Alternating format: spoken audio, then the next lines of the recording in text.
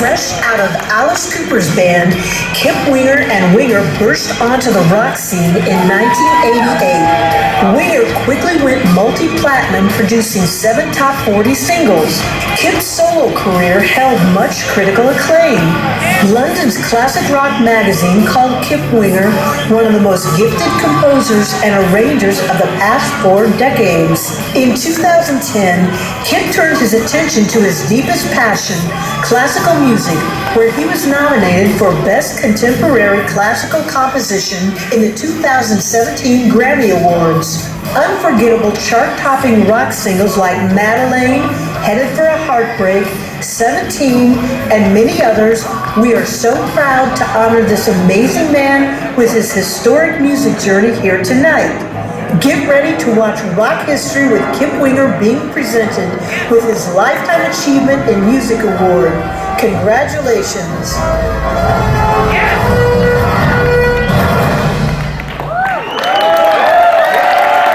Hi, everybody. It's great to see everybody here. You know, you all used to look so good. It's awesome.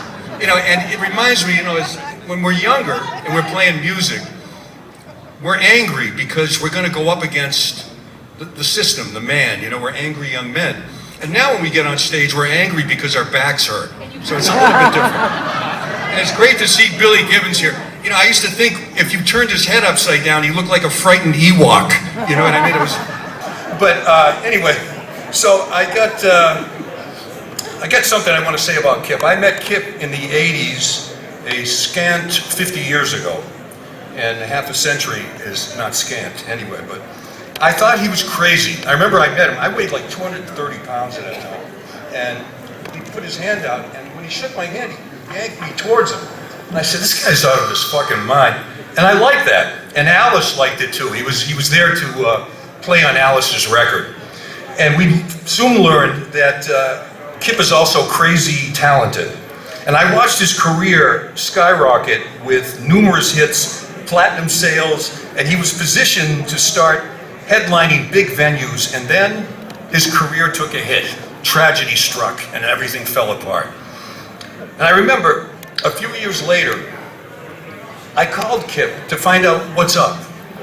He said he was playing at a Borders coffee shop for like 8 people.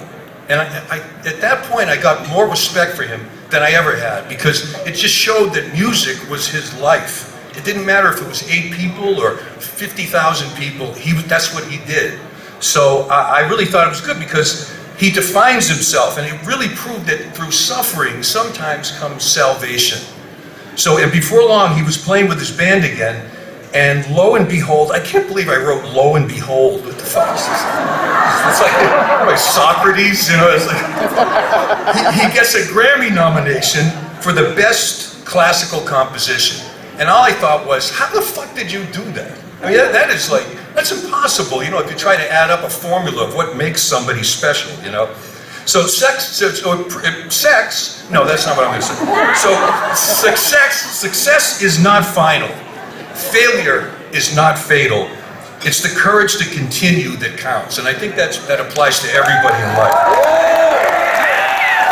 Sometimes you meet brilliant, talented people, kind of like me, meeting all of you people tonight. I see people here, of course, you know, I bow before their altar, you know, Billy and Rick and all the people here. I can't remember anybody. I can't even remember why I'm here, which is interesting.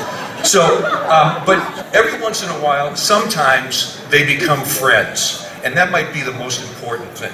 So, Kip, I'm so jazzed to present you with this Lifetime Achievement Award. Your musical lifetime is far from over. Come on.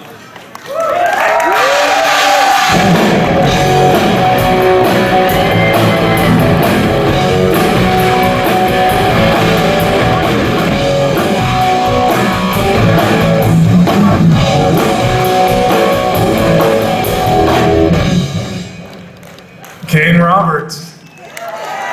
Listen, you wouldn't even know who I am without Kane. Kane was the one who, when I got the call to do Alice Cooper, he pulled me aside and said, "Hey man, tell Alice you'll tour if we need you." And I did, and you know, it all went from there. And learned a lot from Kane, and we've been best buddies for 50 fucking years or however long it's been. So it's a it's a great honor to be here among all the talent, and especially the fans out there.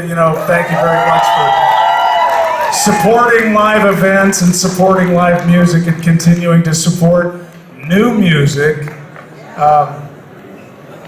We really appreciate that. The shows seem to be drawing more people. People are showing up to the shows these days, and that's really meaningful. I've had some really high highs and some really low lows. And the thing is, man, is I was always putting my head down, just focusing on the music. Like Orianthi said it, that music is a miracle. And so I'm always trying to figure out what the fuck to do with these 12 notes, make them this way or that. And I kind of ended up in the orchestral thing because it's just what I started hearing, and I started trying to learn how to do that. So I've been very blessed and very lucky to have a lot of incredible opportunities. Last September, I was on the bill with Stravinsky. I mean, go figure.